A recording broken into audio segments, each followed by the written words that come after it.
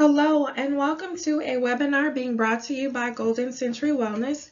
Please feel free to visit our website at www.goldencenturywellness.com. You'll learn a little bit more about our counseling, consultation, and education services. We do focus on mental health and wellness. Today our topic is going to be on grief and loss. Since we have so much information to cover, we're going to go ahead and get started. Since we are pre-recording this webinar, we're not able to do a icebreaker and or ask people what their questions, comments, or concerns would be to give us a little more feedback on how to customize the information that they're being provided. So we went ahead and took the liberty of putting together quite a bit of information, and hopefully it will make sense. So our objectives are to identify the causes and symptoms related to grief and loss, and a list of concerns, common concerns and issues related to grief and loss. We're going to explore models, mental health disorders, and theories. We're also going to provide insight on grief and loss treatment and also mental health treatment as well. And then we're going to go ahead and review a few cases of individuals who actually engaged in our counseling and were able to work out some of their grief and loss. So at least we'll go ahead and be able to apply these things towards the end after reviewing, after being provided all the information throughout the webinar. So common causes for grief and loss are often associated with death. There's bereavement, sorrow, mourning, sadness. Death is probably the most common and main cause that people associate with grief and loss. We also consider the loss of a relationship, whether it's a divorce, a separation, whether it's the loss of a job, whether it's loss of goals, personal lifestyle plans. This could be anywhere, anything related to having to drop out of school, financial instability or losing money, having to readjust, career issues. So even the loss of an animal. So loss can consist of a variety of things, and sometimes people don't often relate that to grief and loss. They look at it as grief, but in counseling we consider grief and loss as one focus or area of focus as it relates to mental health. So we consider death and the loss of as our common causes for treatment and services. Now, the signs and symptoms are really huge for us because even as mental health providers, we're looking for different types of reflective feelings and hopefully having the individual really strongly be able to pinpoint and identify what they're feeling and what it's directly associated with. So common signs and symptoms of grief and loss are anger, sadness, regret, guilt, and confusion. And as we move forward and look at different types of mental health disorders, you'll see an overlap in how some people may verbalize regret or guilt or confusion and other types of treatment. So when we're looking at grief and loss, it's often helpful for that person to identify their signs and symptoms and possibly what they're directly related to. So looking at mental health counseling, grief and loss is its own area of focus. Usually if someone is providing counseling on grief and loss, they've gone through some type of training. It's separate from any other types of mental health services that are being provided.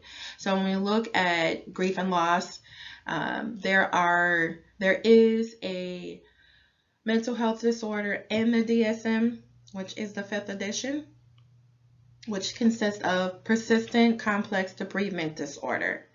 There's also a prolonged grief disorder. This disorder is not in the DSM, but it's often a point of reference for some mental health providers.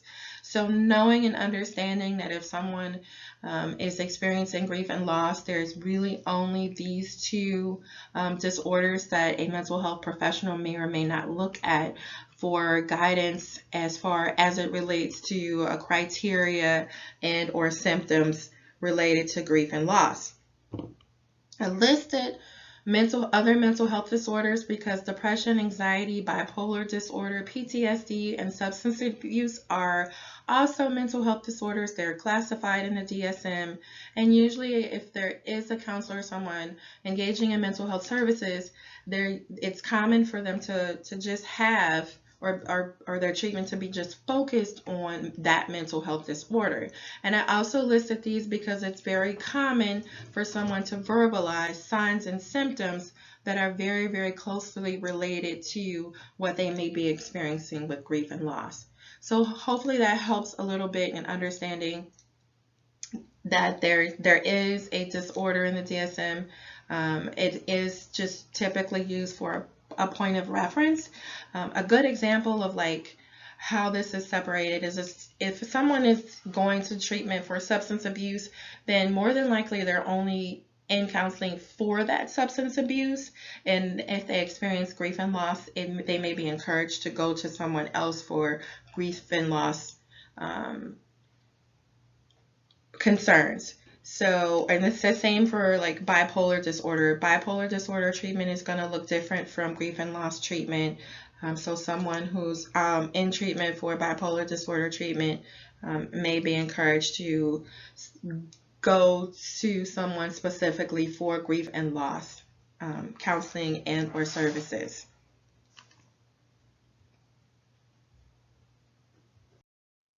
So, issues and concerns related to grief and loss. If a person is typically being treated for a mental health disorder, we often see, as a mental health professional, we see an overlap in medical issues or physical issues, and then a separate area of focus which would be on emotional and behavioral issues or concerns. So this is very similar to grief and loss, where you have physical concerns are often expressed as like headaches, fatigue, body aches, pains, and stomach problems. And then the emotional and behavioral could be detachment, avoidance, irritability, bitterness, and numbness. So these two areas of focus are usually something that someone who's experiencing grief or loss may or may not experience. Now, there are actually several stages and models for grief and loss. The 5 stages of grief, the dual process model of grieving, and the 4 tasks of mourning. There's quite a few more. These are the most common that I've come across. I actually use the 5 stages of grief quite a bit. It usually resonates with the clients the most. So go ahead and look at that model. So the 5 stages of grief. Typically when someone is in being provided services, hopefully they're being provided resources. Usually if someone is experiencing grief and loss, they'll be provided with some information on the stages of grief, if that's the approach that we're going to use to help understand how they may or may not process their grief and loss.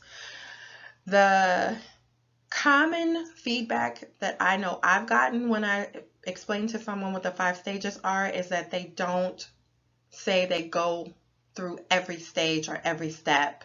So if I give them the handout, normally it's stage 1, 2, 3, 4, 5. So we went ahead and decided to do the 5 stages in like a circular image, and people seem to resonate with that a little bit more because some people just don't feel or have been able to identify that stage Some people say they've skipped a stage, or only one out of or two out of the five stages resonate with them.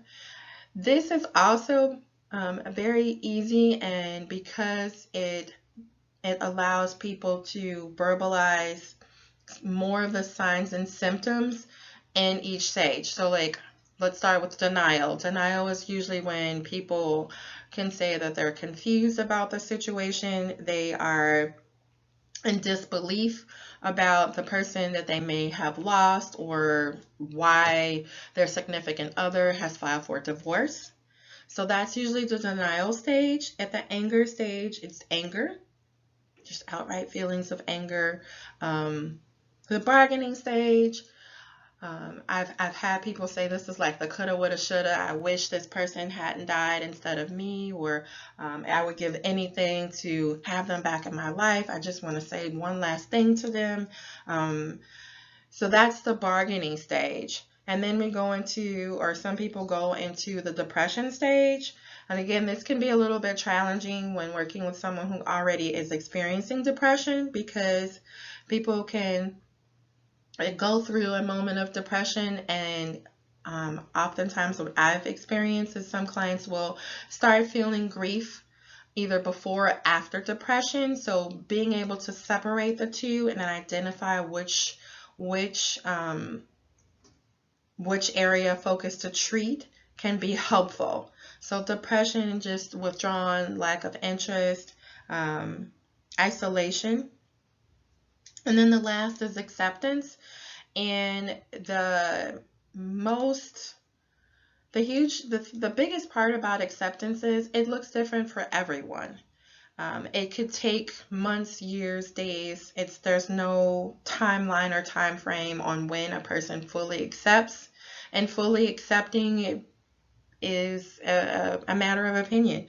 So at least it is when someone can start really creating some type of healthy behavior related to the grief and loss, and or decide that they want to change their behavior related to the grief and loss. So there's a little bit more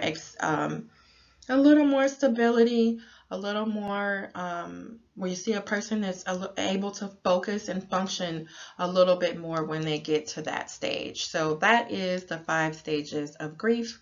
I'm going to go ahead and look at moments in time. Moments in time is something we personally created because they are often triggers, times when a person's life where they may or may not have to increase their coping skills or use coping skills. These moments and times have been identified as anniversaries, birthday, holidays, and new events. Anniversaries, we usually associate that with the anniversary of a loved one's death. Birthdays, it's self-explanatory. Holidays, Mother's Day, Father's Day, Thanksgiving, and Christmas are usually our 4 holidays where people are often revert back to some type of feeling of grief and loss.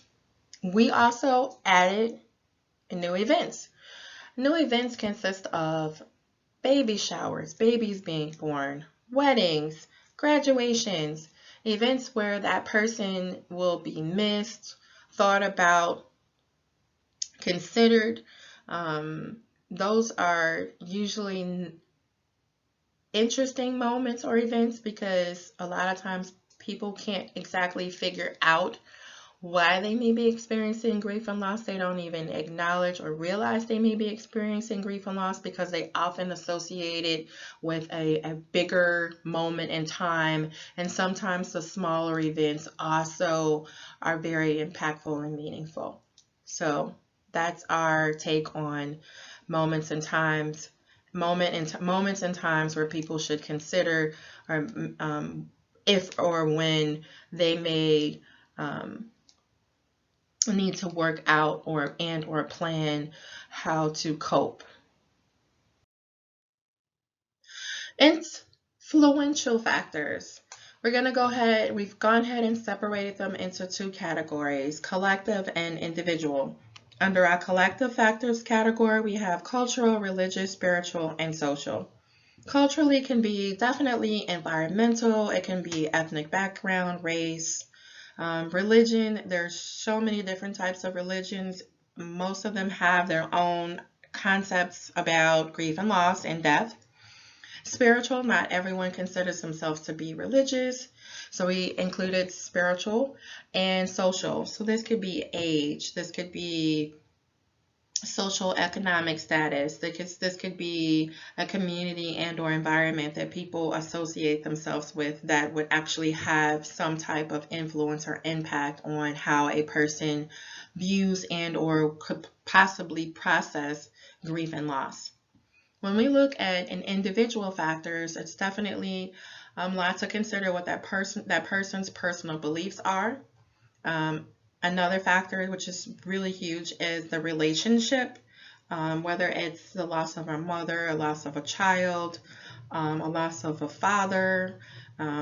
Experience factors associated with this are like if the person's passing away is traumatic, or if it's pleasant, or if there's an argument at the funeral, or if it's a bitter divorce. So those are some examples of what the experience factors may consist of. And then wellness. This is an interesting factor because a lot of people won't consider it, but say someone is experiencing their own health issues, or they're struggling with substance abuse, if their overall well-being is not healthy, or they're going through something else, then their wellness may be a little off track, and it could be which could cause it's something to consider when a person is trying to process and or cope with grief and loss. So far, we have been looking at and focused on what an individual who may or may not be experiencing grief and loss, ideas about or how or what they may or may not be going through. We're going to go ahead and switch gears a little bit and focus on counseling approaches and theories, and how this can be applied to treatment for grief and loss. There are several counseling theories. We decided to focus on just these 5. We're also going to apply them in our cases. I'm going to try to simplify this as much as possible.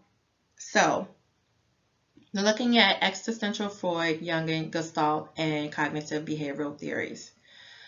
Existential, Freud, and Jungian are in bold because they are more philosophy types of approaches. They do not have a systematic way of being used in counseling. They are not billable from insurances, so you may not see or have a counselor who solely uses these theories, but they may integrate them into other systematic and billable types of services. Now, existential concepts that we decided to focus on were death, meaning, freedom, and choice. There are several other concepts under existential theories. For the sake of this presentation, we focused on these 4. You can find that death, meaning, freedom, and choice are defined, or there's the concepts, the idea behind grief, meaning, freedom are provided under existential theory. One way to try to use this as an intervention is to educate someone on like existential concepts related to death, have them provide feedback on what death means to them, or have them define it, see if the concept of death under existential theory resonates with them.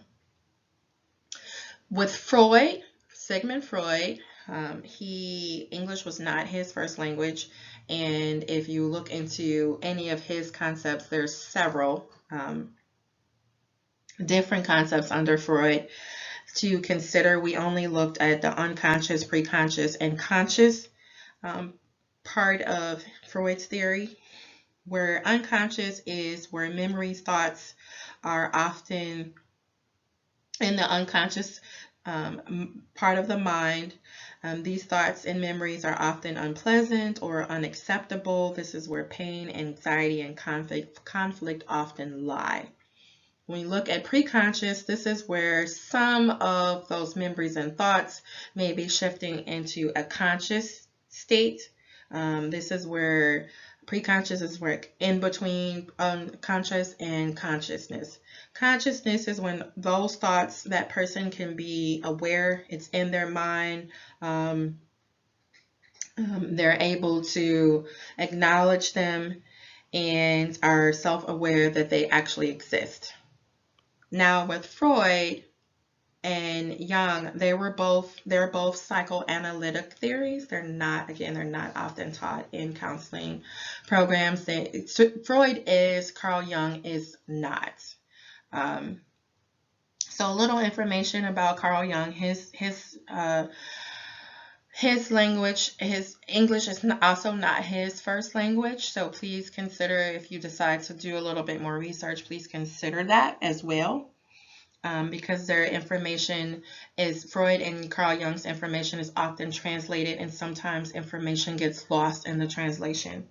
So with Jungian's theory, we looked at active imagination and collective unconsciousness. Active imagination is being in like a dreamlike state, but that person is awake. And then collective unconsciousness is also memories or impulses that a person is not aware of, and they may or may not be.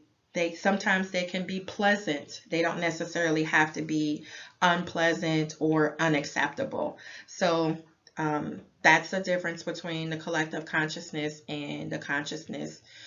With those two theories, is that with Jungian, the collective consciousness in the mind are memories and impulses that a person is not aware of, but they could be good memories or reactions. So moving to Gestalt and cognitive behavioral theory, those two are underlined because they're so different from the first three.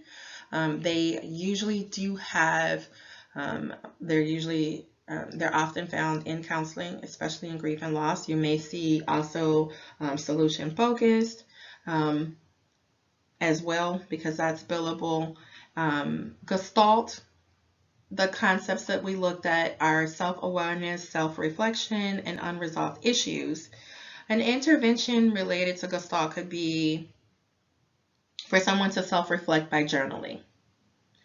Looking at cognitive behavioral theory, the two concepts that we mainly focus on are thinking and feeling, because really that is the main that's the main concept of cognitive behavioral theory. There's so many theories that stem from cognitive behavioral theory that it's just absolutely amazing. CBT does have interventions. I think there's easily like 15 to 20 different types of interventions with cognitive behavioral theory. So we're going to go ahead and move along and talk a little bit more about grief and loss counseling services. I know that last slide was probably a lot of information, so go ahead and lighten the load a little bit and just briefly go over treatment and support. So grief counseling often consists of individual, couples, and groups. It's more common for someone to engage in individual counseling for grief and loss or attend a group for grief and loss. If someone is interested in grief and loss as a couple or with their partner, then that's definitely possible. Usually with grief and loss services, an individual will be able to customize and or create their own individual interventions on how to deal with it. They'll be able to create their own coping skills, and they will definitely be provided with educational tools. When I say anywhere from information, just like in this webinar, people are often provided information on if they have a overlapping mental health disorder, what type of model that's being used with their services, and also be provided information like a great amount of information on the type of theory that's being used in their sessions or in their with their services, and be provided information on the types of interventions that they can apply and or use in reference to the approach for their grief and loss counseling. So that sums up that information. We're going to go ahead and start looking into how this information can be applied. Before we move on into our case reviews, I wanted to provide everyone with a disclosure statement. So please know that the names and other identifiable information has been changed so that no one that we are discussing can be identified. Please do not use these case examples to diagnose anyone. The following information will be on cases of grief and loss. The intent is to promote learning and to create a sense of empowerment. If anyone feels a change in their mood or behaviors, please contact someone for support. We're going to go ahead and look at our first case, which is an individual named Wanda. Just to give you a little background information about Wanda, she is a 57-year-old African-American woman. She lives with a partner and also is a caregiver for a little boy who she is responsible for. The little boy is actually someone in her family's son who is having issues with maintaining custody of the little boy, and he is 10 years old. So Wanda is currently being treated and has been diagnosed with depression. She is struggling with a substance-related disorder. Her drug of choice is actually cocaine. Her use or her services are currently for methadone use disorder. So she's being, or opiate use disorder, I'm sorry. So she is taking methadone. She's also been diagnosed with caffeine use disorder, anorexia, and persistent complex debridement disorder.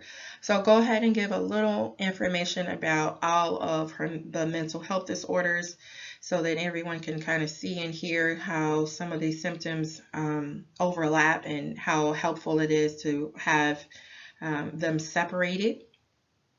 So with depression, Wanda will often verbalize having a lack of interest in doing anything for about 3 to 4 days a month. So she goes through this about once a month where she will verbalize that she has no interest in putting on clothes, going out of the house. She will not go as far as, she'll say she doesn't even want to leave her bedroom. Usually she's able to cope with this or manage this or understand the fluctuation in her depression because she'll have to take the little boy she's responsible for to school. Know that she's experiencing higher levels of depression when she'll allow the little boy to stay home and won't even get dressed to take him to school. So with a substance-related disorder, she is actively using cocaine, which is counteracting her methadone use. She has had or struggled with using heroin in the past, but it's not her heroin is not her drug of choice. The issue with the methadone and the cocaine, or the methadone and cocaine use, is she also has some medical issues and has admitted that she's using the methadone for pain management as well. So she's refusing to come down on her methadone dose because she's afraid that she's going to start feeling more pain. So we're also looking into possible opioid misuse situations and issues with Wanda as well. As far as her caffeine use, she is highly motivated to drink coffee. She will become irritated if she doesn't drink coffee. She will borrow money to buy coffee if she doesn't have any. She will miss appointments to go buy coffee. She'll drink anywhere from 6 to 8 cups of coffee a day. She will become distracted if she's not able to, distracted and agitated if she's not able to get coffee when she wants to. She has been diagnosed with anorexia. Her body weight, according to her physician, her primary care physician, and her physician at the clinic where she's getting the methadone, they're really concerned about her low body weight. She often wears clothes that are a little too big for her to kind of hide her physique. So with her body weight, it's lower than what her average weight should be according to her race and her age. As it relates to persistent complex debridement disorder, there is often a huge preoccupation with death. Wanda tried to say this was a cultural thing. African American people like going to funerals. Everyone goes to funerals. Like if anyone dies, she feels highly obligated to go to that person's funeral. Well, Wanda will engage in looking at the news, reading newspaper articles. She will not read anything or any of the other content or focus on anything other than someone dying. Wanda has admitted that her friends have complained about her only being able to talk about death. She has even, like an example of something she's done to show her level of functioning is she thought or heard that someone in her neighborhood had passed away, and she spent the majority of the day trying to find more information about this, to the point where she did not pick up the little boy she's responsible for from school, and someone had to call her to remind her. The school actually had to contact her partner, and her partner actually had to call her to say, hey, you need to go get him from school. And she was just really focused on finding out what happened, if she could go to the funeral, and sharing all of this information to everyone in the neighborhood. So she still admits to avoiding medical treatment, and part of her grief, or the person she was grieving with, was the death of her 15-year-old nephew. Wanda was responsible, or had custody of her 15-year-old nephew. She admitted that he was shot and killed within a few blocks from where she lived, and she claims that she may have heard the gunshots. She definitely said she heard the police sirens and everything else, and had no idea it was her nephew. She talks about resenting the fact that she didn't get up sooner or earlier to go see what was going on outside when it first happened. With Wanda, we started using, well, she resonated with existentialism. We defined death, but because she's so preoccupied with death, we had to switch to something else to take her focus, and to change the subject in her counseling sessions. So with Wanda, she started to admit or talk about creating a purpose in her life and finding her own meaning. She talked about how the only reason why she looked in the newspapers and watched the news was to see if someone else was shot and killed similar to what her nephew had gone through. She also admitted that she often would hope and hope that they found who killed her nephew. She decided to look a little bit more about, was able to look at her nephew's life and create or give his life or his death meaning. So Wanda admitted that when her 15-year-old nephew was shot and killed, that his organs were donated to someone in her family who had a medical condition. And because this person was able to live, she said, well, then that gave his life more meaning and purpose for her. And she started to process and accept his passing away a little bit more, and also talk more about why she was avoiding medical treatment. So she definitely seemed to, she also verbalized that she resented the person who had his organs in her family, and that she also expressed concerns about not wanting to have the same or a similar medical condition than the person in her family did, because she stated that she didn't want anyone's life to be taken away to just save hers. But she definitely shifted, and we saw a decrease in her focus on death. And so that was the case of Wanda. Hopefully that gives a little outline on all three areas that we discussed and or covered. We're going to move along to another case. So Jonathan is a 33-year-old Caucasian male who lives at home with just his mother. His father is not in the home and or in his life. Jonathan has an older sister. His older sister has two children close to teenage age. Jonathan has a position as a construction worker and also does surveys. He is being treated for social anxiety disorder, alcohol use disorder, and post-traumatic stress disorder. Jonathan's social anxiety, stemmed from having anxiety during situations where he is engaged in a social activity or during a social gathering. He would report that his hands would become sweaty, that he felt like he was about to vomit, or that he had knots in his stomach when he was in a social situation in which he wanted to engage and actually talk to other people. This was his symptoms were a little more elevated or higher when he was around people he did not know or was unfamiliar with, but this was also something he experienced around family. Even if he was related to them, if he did not know them, then he would experience some moments of having anxiety and would be in fear that he would humiliate himself or say something humiliating. This also impacted his ability to meet women and or date. He reported that in his 33 years of life that he only had 3 main relationships with women. He also talked about how this was affecting his sex life as well. Jonathan's alcohol use, he would use alcohol as a coping skill and a way to relax during social interaction with others.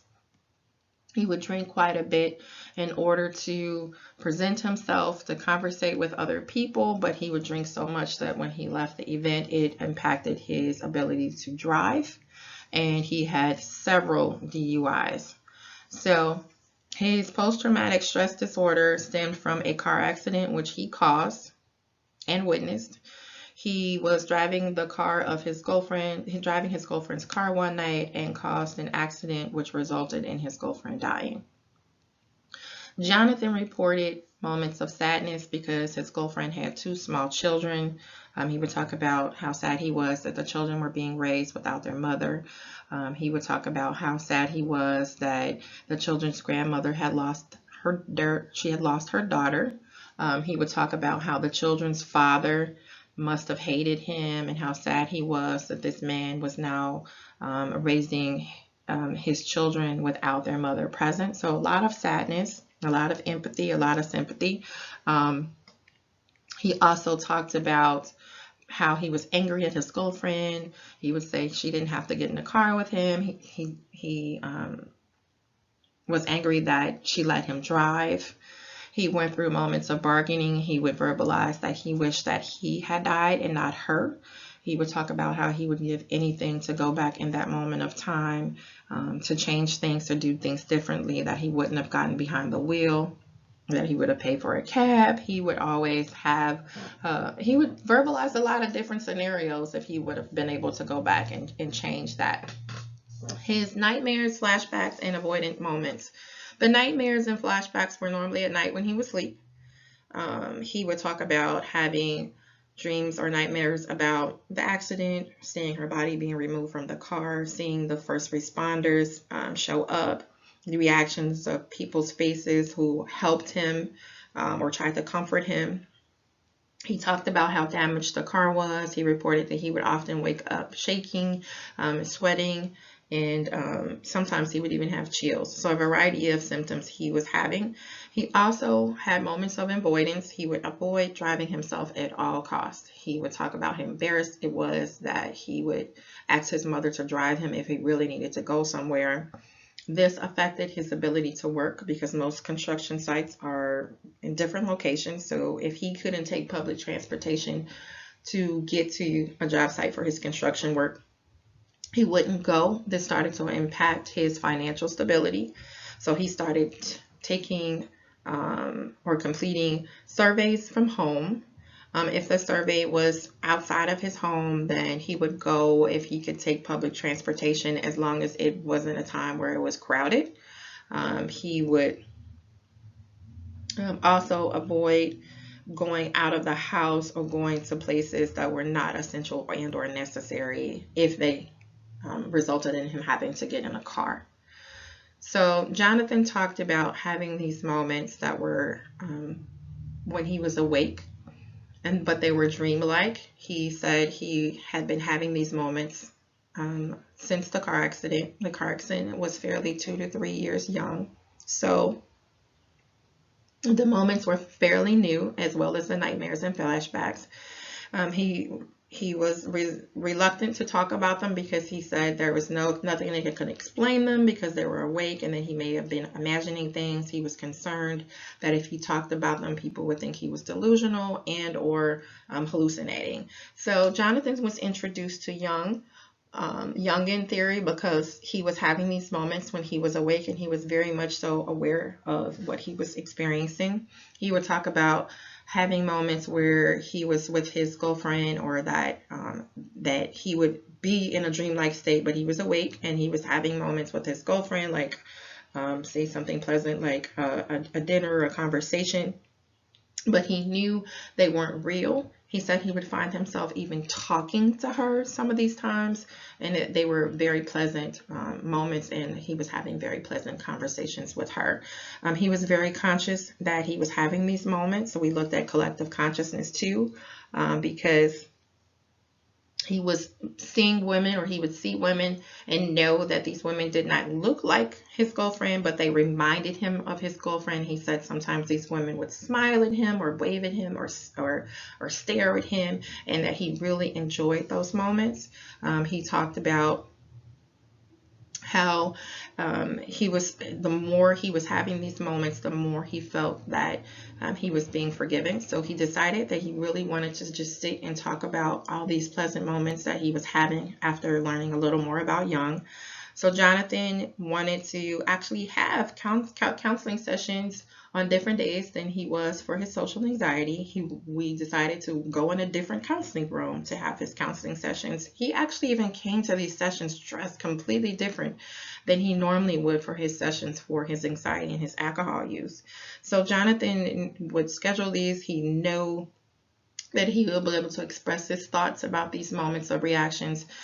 He started identifying behaviors that he wanted to change. So yes, we were integrating Jung with CBT. CBT was what we were usually using for his anxiety and alcohol use, and also started to use to help reduce his PTSD symptoms. But Jonathan reported that the more he talked about the pleasant moments, the more he was starting to feel at peace with his girlfriend's death.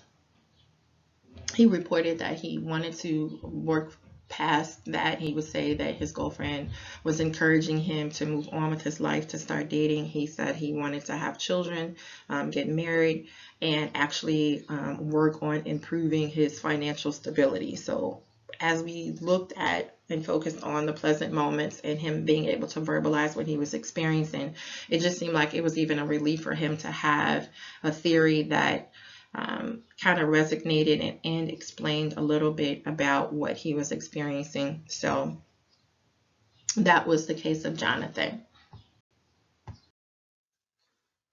Okay, the case of Beth. Beth identifies as a female. She is 50 years old. She has one son who's grown in his mid-20s. She lives with a partner. She works full-time. Beth is being treated, she's also Caucasian, I'm sorry. Beth is being treated for general anxiety disorder, insomnia disorder, and opiate use disorder.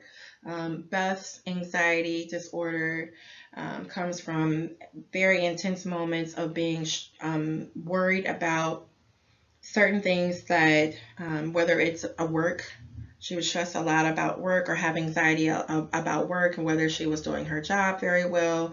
I'm worried about being fired. She would constantly verbalize that she'd find it difficult to control her worrying, and that sometimes she would be irritable. She'd also talk about aching. We often associated that with like muscle tension as well. So I insomnia was kind of hard because it overlaps a little bit with anxiety disorder, because there is a sleep disturbance in insomnia, and also because she was engaged in opiate use disorder. Her drug of choice was heroin. So typically insomnia would be hard to look at, but when Beth would actually take moments to create an opportunity where she would sleep and wouldn't be able to sleep, and this would last for 2 to 3 months at a time. So her inability to sleep was also something that her physician was working with her on as well, and treating her insomnia from a medical perspective. So anytime, even as a counselor, anytime someone is diagnosed with a issue such as like anorexia or insomnia, and it's by a physician, we also have to consider that, because a physician's opinion actually trumps a counselor's opinion. So again, her drug of choice was heroin, so she was in counseling for, she was in treatment for her heroin use disorder.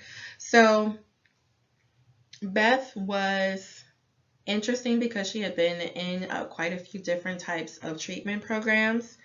She learned a little bit more about her codependency issues and was able to separate her use from her partner's use. And they actually had 2 different drugs of choice, so it was kind of easy for her, a little bit easier for her to maintain her sobriety, and not use just because her partner did. When we look at what triggered Beth the most, was often associated with her family's interaction, or when she had moments where she couldn't control her anxiety. So she knew she would verbalize that she was self-medicating. What was interesting was during her treatment, Beth lost contact with her father. Her brother called her and let her know that her father, or their father, was going into hospice, and he just pretty much told her not to call their father. And then shortly after that, within like maybe 2 weeks, her father passed away. Beth did take it upon herself to contact her father because she was so triggered by the thought of never hearing from him again, and also because her father would call her quite a bit and leave her messages, which Beth would often replay over and over again at night. Then when the father passed away, the same brother contacted Beth and told her not to come to their father's funeral. Beth's family lived in a different state, so she did decide not to go to her father's funeral. Beth's heroin use increased so much around this time, and that she was very self-aware of how much heroin she was using, that she didn't come into, or she didn't go into the clinic for her methadone, because she knew that it would be too much for her to take. So because she started using more heroin, she stopped using, or she gave herself breaks from taking methadone so that she would avoid overdosing. So she's very aware of her drug use. She was learning more and more about her triggers. So Beth disclosed that she was struggling with sexual trauma. She admitted that the brother who was contacting her was someone she had accused of sexually assaulting her when she was a child, and she reported that the only person that believed her was her father. So his grief and his death was something that was pretty devastating to her. She expressed a lot of resentment and regret for not calling her father back and having conversations with him. She did a little bit of bargaining, saying that she wished that she'd spent more time with him, but then she also said that she also wanted to focus on saying goodbye and processing some unresolved issues that she felt like she was having. So Beth was welcome to bring her phone to sessions. We looked at the messages from her brother and looked at the messages or listened to messages from her father. Beth was educated on Gestalt. Obviously, she's very self-aware of what she was doing, and often self-reflected on what she was doing. One of the things that she learned to do, or one of her interventions and coping skills, was to journal write. She escalated this to learning a little bit more about Gestalt. One of Gestalt's interventions is the empty chair technique. And Beth admitted that she didn't want to do the empty chair technique in the office. We wanted to focus on separating feelings of guilt from her substance abuse issues and feelings of guilt and regret from early childhood trauma and sexual trauma. So Beth was provided information and resources on counseling directly related to her sexual trauma, and we agreed to separate that a little bit from her current services. The intervention with the empty chairs, often someone sits in a counseling office and is directed and or guided to say the things that they would say or to a person, whether they are with us or have passed away, and they would reflect that information to an empty chair, pretending that that person is in the chair. So Beth decided to write letters instead of doing the empty chair technique as a way to say goodbye. She would write letters. She decided how many letters, when, how often, close the letters up, and would actually give them to someone because she said she didn't want to go back to reading them. And that's what she decided to use as far as one of the interventions to help her process the feelings of grief and loss. So that was the case of Beth. Amy. Amy is a 19-year-old girl, lives with her mom. She identifies as being female. I'm sorry, that's her biological gender, and her brother. So Amy is currently working part-time and in school. Amy's two disorders are avoidant personality disorder and acute stress disorder. With avoidant personality disorder, Amy would often focus on being rejected by other people. She would avoid direct contact from other people. She would be preoccupied with being rejected when she was around other people, and she would also do things or would not go around other people unless she was liked. This is slightly different from social anxiety disorder, and I'm pretty sure I will explain how and why. So her acute stress disorder was repeated exposure to someone who was harming themselves. Sometimes it could be acute stress from like violent crime or some type of domestic issue. In this case, it was someone potentially harming themselves, and or she was being repeatedly exposed to someone who was potentially harming themselves. So avoidance, this is what makes us different, is most of Amy's friends were, or majority of Amy's friends were communicated via a social media platform. She did not frequently visit anyone because social media was important to her, and to really be around people she liked. She dropped out of high school and decided to go to a community college where a lot of the people on her social media site that she was friends with attended. So she traveled an hour away from her home to be around people because she knew them as friends on her social media site. What was even more interesting was they didn't really communicate. It's not like she would have lunch with these people or hang out with them.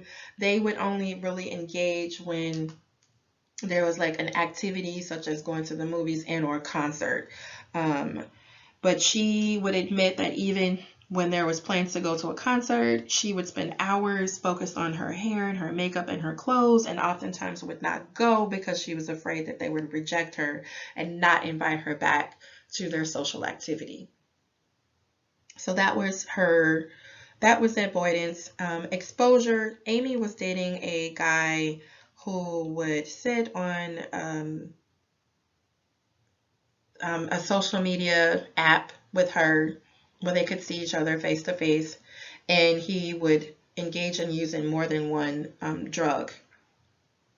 Amy was taunted and prompted to sit with him and watch him use drugs, and he would say things like he could overdose and she wouldn't know where he was. Amy had fallen asleep one instance while watching him, and he woke up and was very upset with him, with her, and I threatened to break up with her. This person, they didn't live in the same state. She was actually following him on a social media site. He traveled to the city where she lived. When she attended his concert, actually decided to have sexual intercourse with him and hadn't seen him since. But she claimed that she was dating him and that they were in a relationship and that she was very concerned about breaking up with him. So she would sit with him. And she talked about how she would be afraid sometimes, but she wasn't sure whether he had actually overdosed and or died, but that she would sit at least 2 to 3 times. This had escalated to about 2 to 3 times a week where she would actually engage with being exposed to him using drugs while on the social media platform. So Amy started reporting issues with headaches, being unable to focus and concentrate in school. So she was very concerned with her grades and having to go back to school near her home, away from her friends. Amy signed an informed consent form, which is a form that anyone who's in counseling or engages in counseling services has to sign. I noticed that when Amy signed it, this is the second time she actually got treatment for counseling, was March 29th, 2017.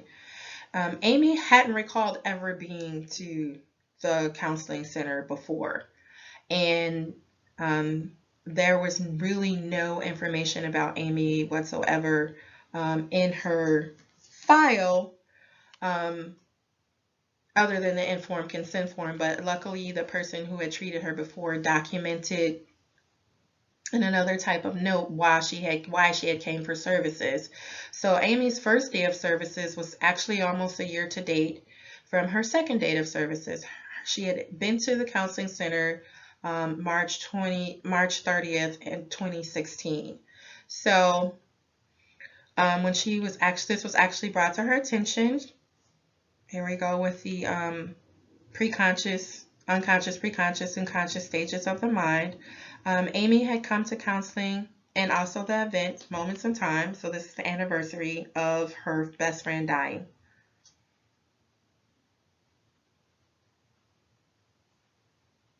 Amy reported that her best friend had passed away from taking pain pills and a couple of other different types of chemicals. Amy had never been to her best friend's house. She didn't know her best friend's mom. She found out through social media that her best friend had passed away. She talked about how the dates were a little thrown off because they were about a week and a half to 2 weeks away from when her best friend had passed away. She said she spent quite a bit of time trying to find information regarding her best friend's death. She said she was able to attend the best friend's funeral because other people from the social media site were able to post information regarding the young woman or her best friend. So she did attend the funeral. Amy would talk about how she wished her best friend was still alive, how she wished she had been able to sit with her. She said she would have talked to her that whole time. So here we go again. It's something very similar to what she's already doing. And then another factor related to this was that the best friend social media site had been open since the young woman passed away in March. Her social media site had been opened to November, around Thanksgiving, and she expressed a lot of anger. She said that a lot of people that were friends with the young woman who passed away contacted the social media site and verbalized their anger for taking the young woman's social media site down. So it was up for quite some time. She also reported that that's when she actually met the band member when the social media site closed down is when she started dating the band member and had sex with him about a month later when he came to her hometown. So a little bit of overlap in behaviors. Amy she resonated with CBT. So she wanted to focus on creating new behaviors. She identified behaviors she wanted to change and would create new behaviors that she wanted to engage in. So with Amy, she decided that she wanted to stay in the relationship she was in, and she friended a band member from her boyfriend's band, and they exchanged information and agreed and kind of safety plans. So she learned what safety planning was when we talked about the suicide. She learned what safety planning meant. So she planned to contact the band member if she was concerned about her boyfriend overdosing. She also was able to empower herself a little bit more. She got her boyfriend to do a virtual tour of his home. So if he was in a different room and pretend that he was someplace that she wouldn't be able to identify, she was a little bit more comfortable because she knew where he was and that he also lives with his family members. And then she did some investigation on the social media site, and she found a little more information about where he lived. And she also learned that she could do a safety check, that if she thought he had actually overdosed, that if she could contact the best friend, that both of them could contact the local police department and send them over for safety purposes. So that was the case of Amy. So that concludes the information that we have on grief and loss. Hopefully, how everything was presented makes sense, that it was in stages and in order that lined up with reviewing the cases so people could understand the basic or have an idea of how everything is correlated, how treatment for grief and loss can often overlap with other type of mental health concerns, different information on the DSM, symptoms, signs, concerns. Hopefully this was helpful, educational, and enlightening. So we appreciate anyone who took the time to actually learn more about grief and loss. Hopefully it was educational. It was something that resonated. Please feel free to let us know what your takebacks were, if there were information that we didn't cover that you still have interest in. And also, if you're looking for grief and loss services, we are willing to help you facilitate that. If there's someone close to your area, whether it's groups or using telehealth services, we do plan on doing live webinars to do like a live Q&A to answer questions. But again, we wanted to thank anyone and everyone who took the time to improve their wellness and enlighten themselves. So thank you. Take care.